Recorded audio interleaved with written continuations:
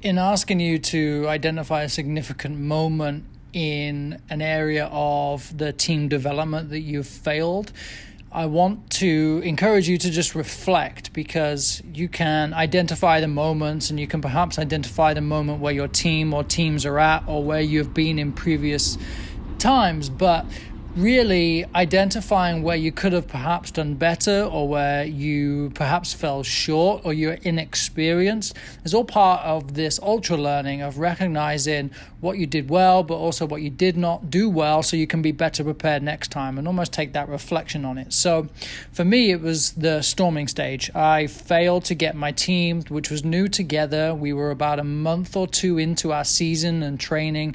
We were just starting to get to the moment where players were conflicting. They would argue about bad passes or not passing to each other, or certain moments of support, or certain moments where players failed to share the ball, or they didn't share the ball, or they were looking to play it into other spaces where other players were not. And just a general storming stage where players now feel like they have a voice and they are involved in the team, they're a part of the team, but they haven't quite figured out almost like a hierarchy perhaps, or just a way of executing in our game model and then themselves fitting within that game model and their own identity.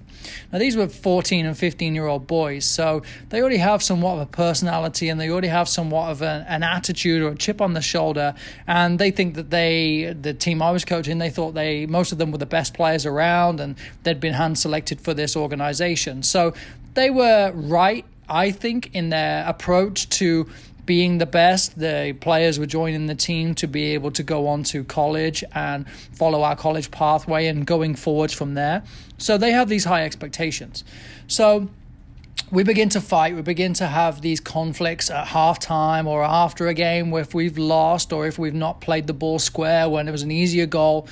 Now, what I didn't do was successfully embrace that. I didn't put these players together. I didn't address those moments in practice thoroughly enough to explain that the conflict is good because it's going to push us to perform.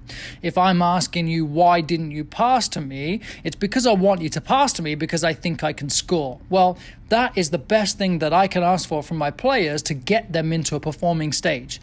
Now, I needed to develop the experience, and I have since, in identifying that conflict and then guiding my players through that.